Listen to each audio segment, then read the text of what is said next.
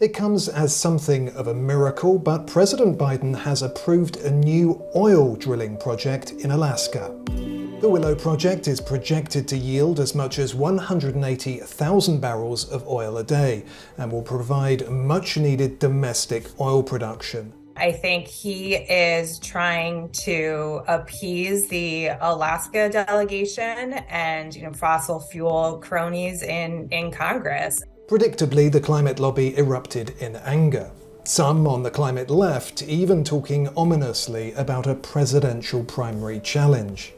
Energy policy is likely to be a major campaign issue in 2024. And ahead of the decision, which was leaked by the White House, those in favour of domestic fossil fuel production were providing context. You're either going to be for the Argentines, the Russians, the Iraqis, the Iranians, people who are going to fill this void, or you're going to be for U.S. because this fuel is going to get used out there in the world somewhere. To calm hysterics, the administration leaked that it will be putting much of the rest of Alaska off limits to more drilling, creating a, quote, firewall against future production.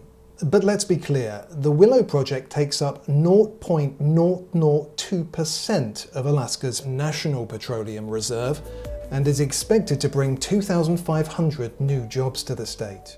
The plan also has broad political support in Alaska, including the state's indigenous leaders and Alaska's bipartisan congressional delegation. The Arctic is now warming 4 times the rate than the rest of the planet. And that's only going to continue to happen if we continue to build these massive projects. The Biden administration remains hostile to nearly all domestic fossil fuel production, and political realism says Willow is the exception to the rule.